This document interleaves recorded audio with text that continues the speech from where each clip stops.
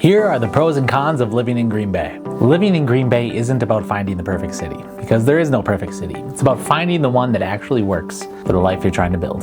That idea matters more than people think, because most moves don't fail loudly, they fail quietly. On paper, a city can look perfect. The numbers line up, the opportunities make sense. Then, real life shows up. Monday morning commutes and how long it takes to get to work, what to do on the weekends, and who you end up seeing over and over and over again. That's where cities either start to work or slowly stop working. So, if you're thinking about moving to Green Bay, whether you're from Wisconsin or you're looking at it from somewhere else, this isn't a highlight reel. It's the lived version. What this place gives you, what it asks of you in the exchange you're making either way.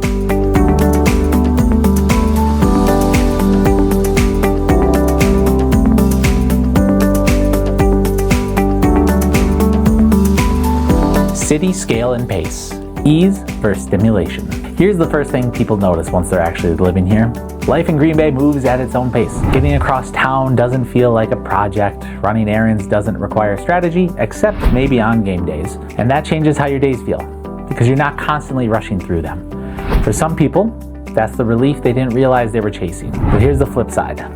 Green Bay isn't a city built around constant stimulation. These aren't endless there aren't endless last-minute options for a new experience waiting every night. If you need novelty to feel energized, you'll hit that ceiling pretty quickly. Not because nothing's happening, but because Green Bay doesn't try to keep you entertained. It keeps giving you space instead.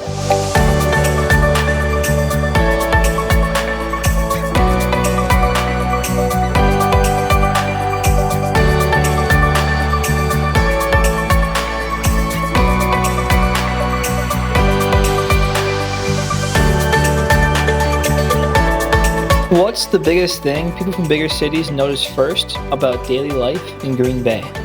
Ooh, the first thing and biggest thing they notice, definitely how close everything is. I mean, you are less than 20 minutes from pretty much everything in Green Bay, whereas if you're from a bigger city, 20 minutes barely gets you a mile in some traffic, and 20 minutes will get you a heck of a lot further here.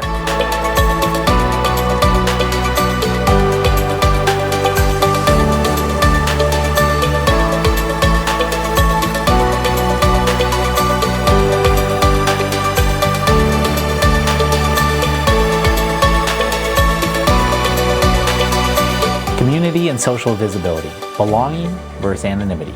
This is where Green Bay can feel incredible or feel like too much. People notice each other here. You start seeing familiar faces at stores, local events, eating at the same restaurants. Over time, that familiarity turns into recognition and eventually into community. And yes, the Packers are a part of that. Not as a headline, but as a Sunday tradition. Game days shift the energy. Green and gold takes over and the city moves together for a moment. For a lot of people, that sense of belonging is the reason they stay. But the price of belonging is visibility. Anonymity doesn't last long here. Social circles overlap, and it's harder to disappear than it is in a bigger city. Some people find that grounding, others feel it right away.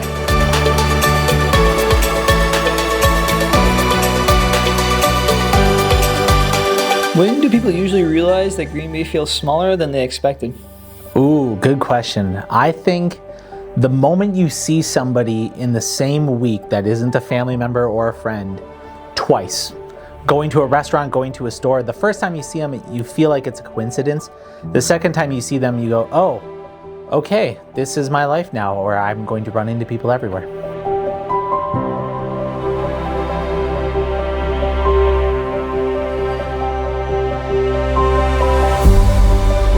Seasonality as a lifestyle, rhythm, not convenience. If you live in Green Bay, you don't get one season, you get 4.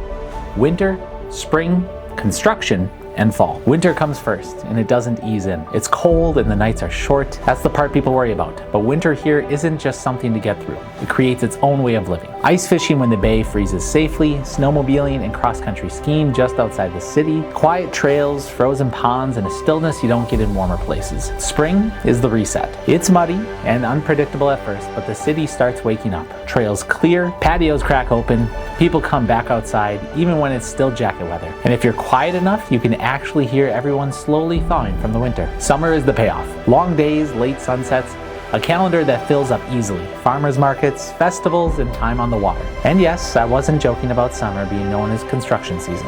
Then, fall settles in. Cool air, changing leaves, football season. It's calm, familiar, and easily the most comfortable time of year to be here. Living in Green Bay means accepting the full cycle. Every season gives something and takes something. If you like contrast and change, it's a gift. If you want consistency year-round, it can feel a little demanding.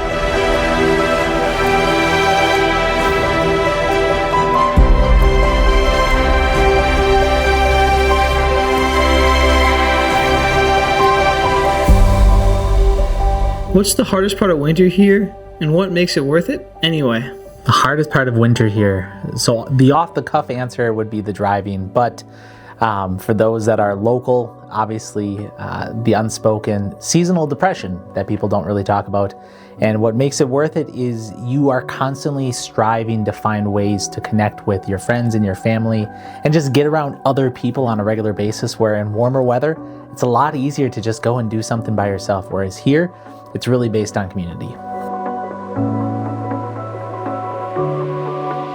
Cost of living, manageable, not cheap. Here's where expectations matter. On paper, Green Bay is affordable, and compared to a lot of bigger markets, that's true. Housing can be attainable, and you can still get space without feeling like you're paying for air. Day-to-day life often feels manageable instead of stressful, but affordability isn't the same as cheap. Property taxes change depending on where you land, and that surprises people. And winter utilities show up every year, whether you're thinking about them or not. The difference is that the math can work here if you understand the full picture, not just the purchase price.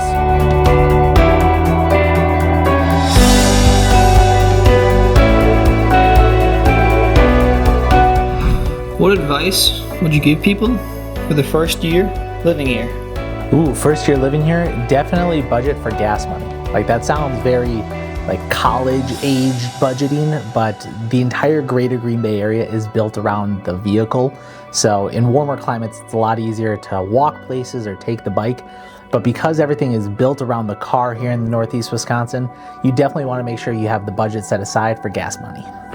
Career trajectory, stability versus acceleration. Green Bay rewards steadiness. There's a real foundation here. Healthcare, insurance, manufacturing, logistics, education. It's not a city that reinvents itself every year, but it is a place where work and life don't have to compete constantly. That's why it works so well for families, mid-career professionals, and people working remotely who want balance instead of burnout. The exchange, though, is speed. This isn't a place built around constant acceleration or endless ladders.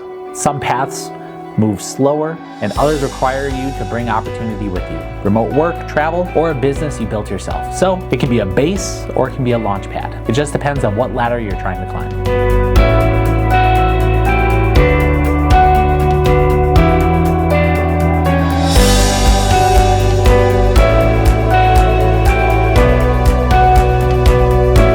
If someone's early in their career, what should they think about before moving here? Great question.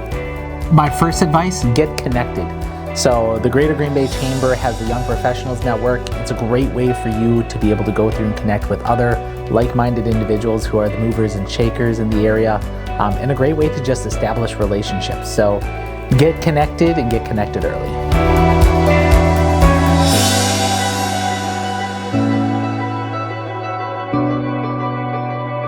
Lifestyle and entertainment, familiarity versus variety. Green Bay doesn't chase the next thing. Life here settles into patterns. A handful of places you return to, a local spot where people remember you. Weekends find a rhythm, not because there's nothing to do, but because life doesn't demand constant planning. Some people like the familiarity and consistency. For others, it can feel boring and predictable. You're trading variety for consistency. And whether that's a win or loss depends entirely on what you want your free time to feel like.